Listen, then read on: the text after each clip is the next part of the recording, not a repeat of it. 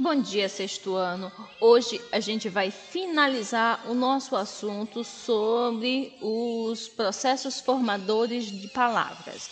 Nós já estudamos a derivação, hoje vamos finalizar o assunto falando sobre a composição.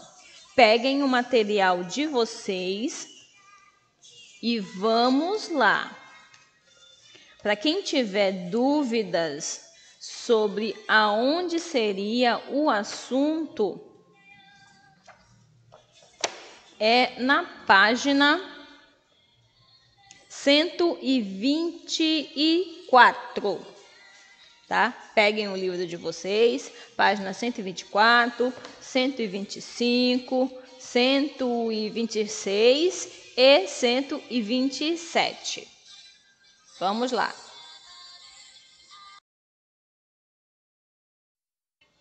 Vamos relembrar sobre derivação. Nós estudamos que a derivação é o processo onde os afixos, para quem não lembra o que é afixo, é o prefixo que vem antes do radical, o sufixo que vem depois do radical, quando eles são anexados ao radical. Nós estudamos 4 tipos de derivação, certo? Primeiro, derivação prefixal. O nome já está dizendo, é o prefixo mais o radical. A derivação prefixal, ela também é chamada de prefixação. Então, se você encontrar na prova ou em alguma atividade da internet, ou então até mesmo na prova do Enem, já que vocês vão fazer o Enem daqui a alguns anos, então o sexto ano já é o início dessa preparação, vocês encontrarem prefixação, já está sabendo que é a derivação prefixal, o prefixo mais o radical. 2 exemplos, bisneto, infeliz. Eu tenho o prefixo bis e o prefixo in, certo? O segundo tipo, derivação sufixal, também está na cara. É envolvendo o sufixo, o radical mais sufixo, também chamado de sufixação. Nós temos 2 exemplos. Folhagem, eu tenho o sufixo agem e atadura, sufixo dura.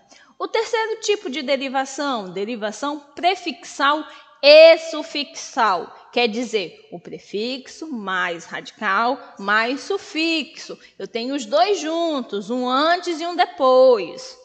Nós temos os exemplos. Infelizmente, retirada.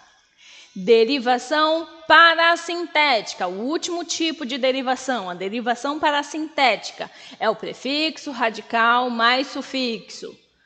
Opa, peraí, professora, não é a mesma coisa da derivação prefixal e sufixal?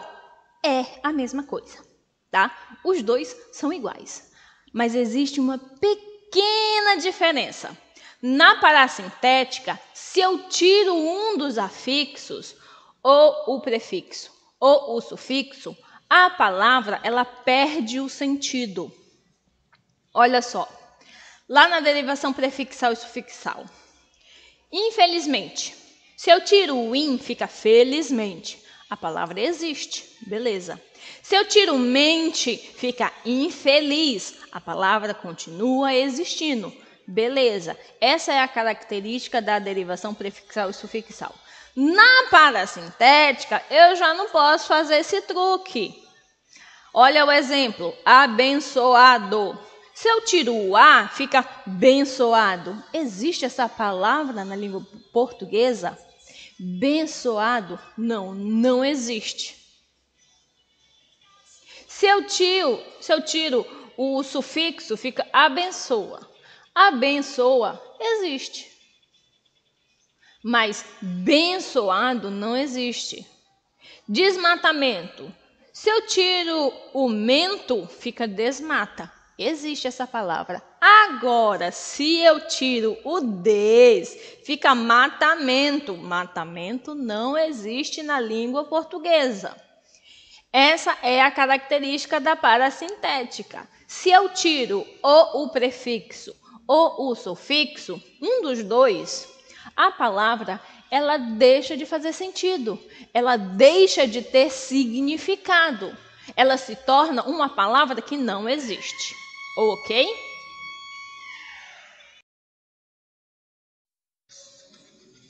Só para vocês terem noção de como esse assunto, composição, que nós vamos iniciar para finalizar o assunto sobre formação, processo de formação das palavras, é muito, muito fácil, tá? Dá uma olhadinha nesse vídeo que eu vou passar para vocês, porque esse vídeo é a cara desse assunto.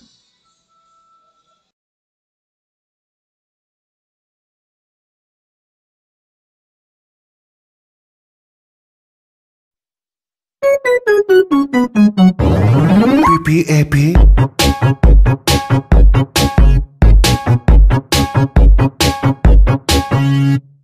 I have a pen, I have an apple, apple pen. I have a pen, I have pineapple, pineapple pen, apple pen, pineapple pen, pen pineapple apple pen.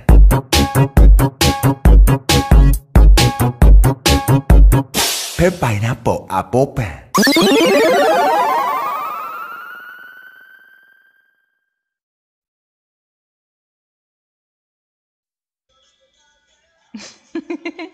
Ai, eu adoro esse vídeo. O que os memes da internet não fazem.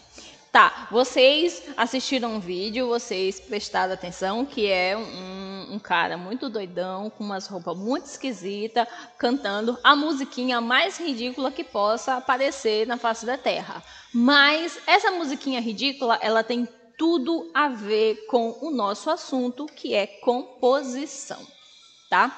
Composição é o processo de formação de palavras por meio da junção de dois radicais. Eu não vou mais trabalhar com prefixo, eu não vou mais mexer com sufixo. O negócio agora é o radical. Lembrem, quando nós começamos a falar sobre o morfema, que eu falei para vocês que o radical é a parte mais importante que existe, é por causa desse carinha aqui, da composição. Tá? Existem dois tipos de composição, graças a Deus, é só dois tipos, tá?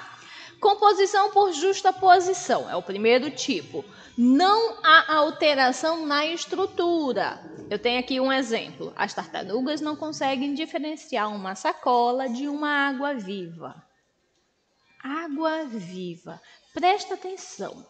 Água viva é a junção das palavras água mais a palavra viva, formou água viva, igual a musiquinha lá do cara doidão, tá? Eu tenho água, eu tenho viva, aí, água viva, tá? Paraquedas, o para mais quedas. Deu para entender como é muito fácil esse assunto?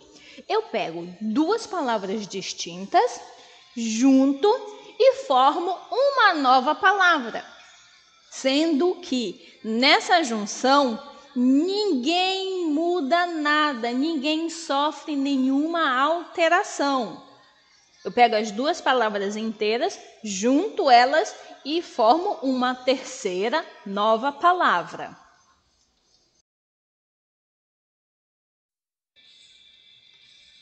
Já nesse outro tipo de composição, a composição por aglutinação, uma das palavras da estrutura sofrerá perda.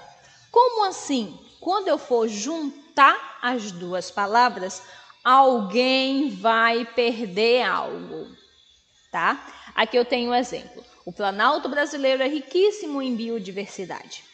Aí eu tenho um exemplo aqui, Planalto.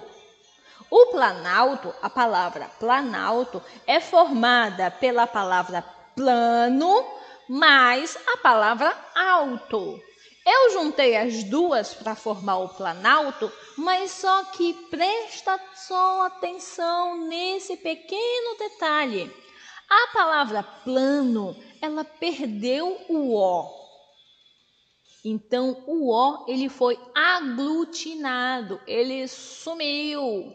Na gíria paraense, levou farelo, levou sal. Ele deixou de existir para formar uma nova palavra. Plano mais alto. Formou planalto, o O sumiu. Ele teve que ir embora. Na palavra peralta, é a perna mais alta. Quem foi que teve a perda na estrutura? Foi a palavra perna. Ela perdeu o NA, o na, para formar a palavra peralta.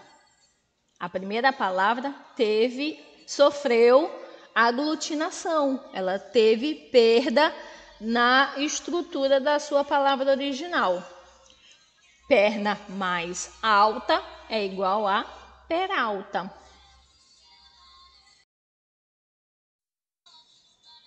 Agora vamos para a parte das atividades, tá? As atividades, elas estão nas páginas 124, 125, 126, 127 e 128.